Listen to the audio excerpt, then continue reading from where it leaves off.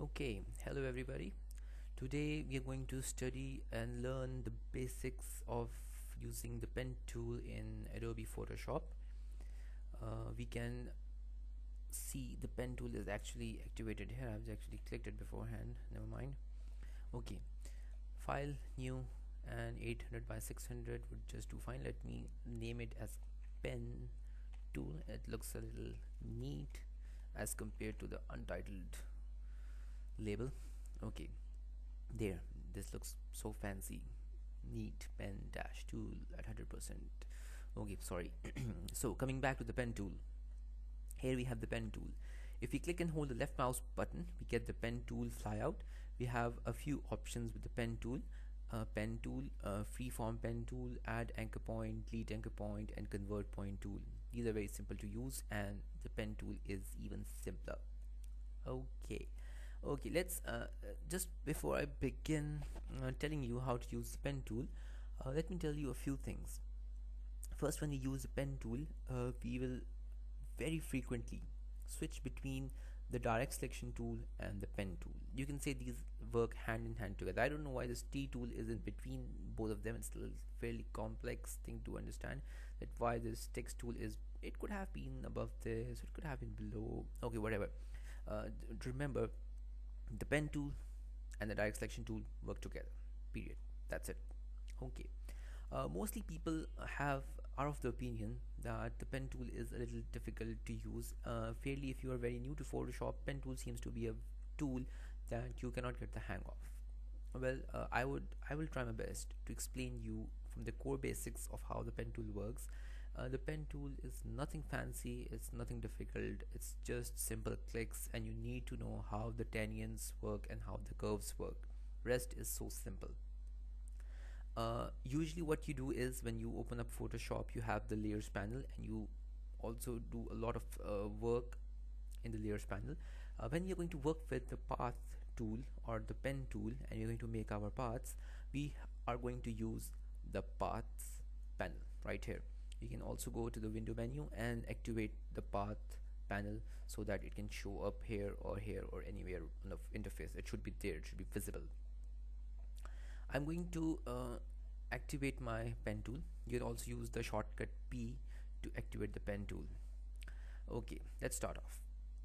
If I click with the left mouse button, I get a square, a solid square, and the changes you see are this little square on the canvas, and the path tool now has a work path layer. Fairly simple. We will see how to work about this at a later stage. Okay, once I have the starting point of the path, I go somewhere in the canvas around here. This should be fine, and I click once again. I go down, I click once again. Click, click, click, click, click, click, click. It's like a simple clicking, and I get this path. I know it's a little boring, but we will get to the fancy stuff later. We need to know what we are doing. What are we doing? Okay, once I have this shape going about like this, and if I click on this point, this is the same point which starts the path. Photoshop is now suggesting me that I can close. Well, it's not suggesting me, it's telling me that it's going to close the path over here. You see that little circle that comes with the pen tool? That's the point. It's indicating that this is the start point and this is going to be the end point, and the shape will be a closed shape. Fine, very good. I want it that way. If I click, I now have a closed shape, and you will see that all the anchor points have also disappeared. As soon as I have closed the shape, I always usually have the habit of renaming this curve. I would say straight curve. There we go. And okay, now we have this layer, this path saved.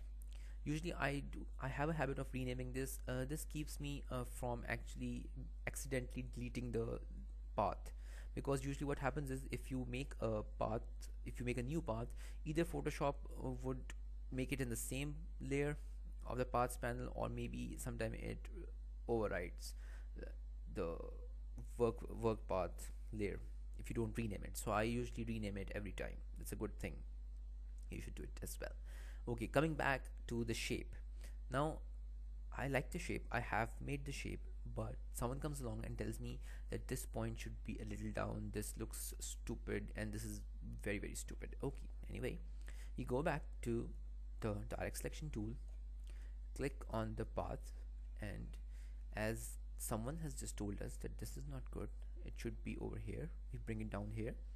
They did not like this shape, we change this shape there, and this was looking very very stupid, so we make it even more stupider by just dragging it over. I don't know why we drag this there, but it's there.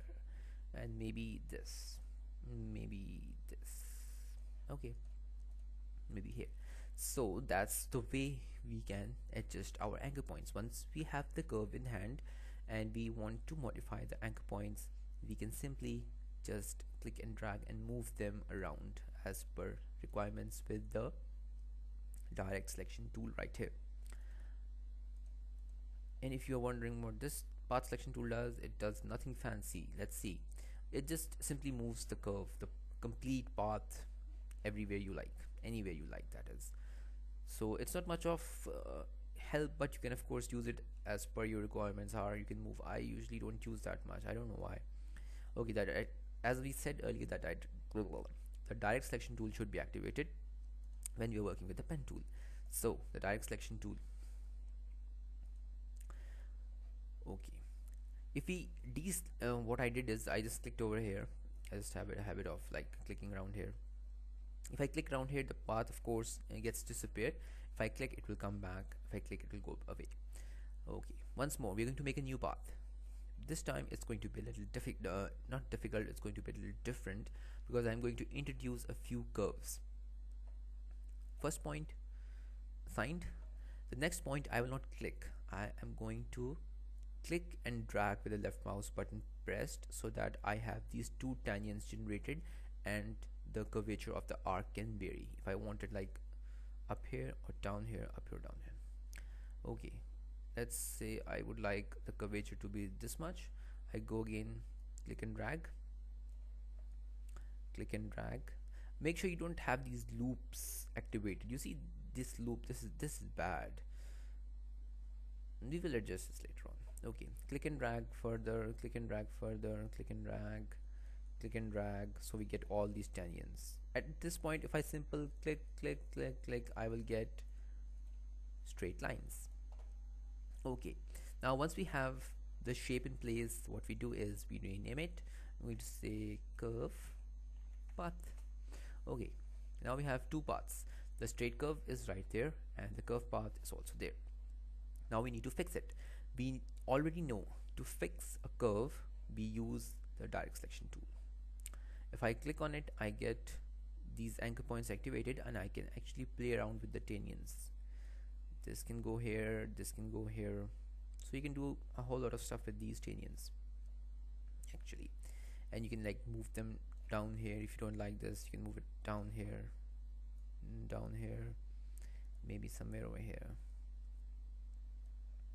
If you can like reduce this. So these are all the tangents that I am like adjusting around. Okay, there we go. So this is how you can edit your anchor points and adjust the curvature of the curve by moving the tangents around. If I do not like any individual anchor point, let's say I have something with this, something personal with this anchor point, I would like to like get rid of this. I'm going to go to the pen flyout. It says delete anchor point. I am going to bring the pen tool. You see that little minus sign, and there it goes. See, that's simple. And there it goes, there it goes. I will get rid of all these straight ones over here, so to make it simple. Wow, that's a nice curve.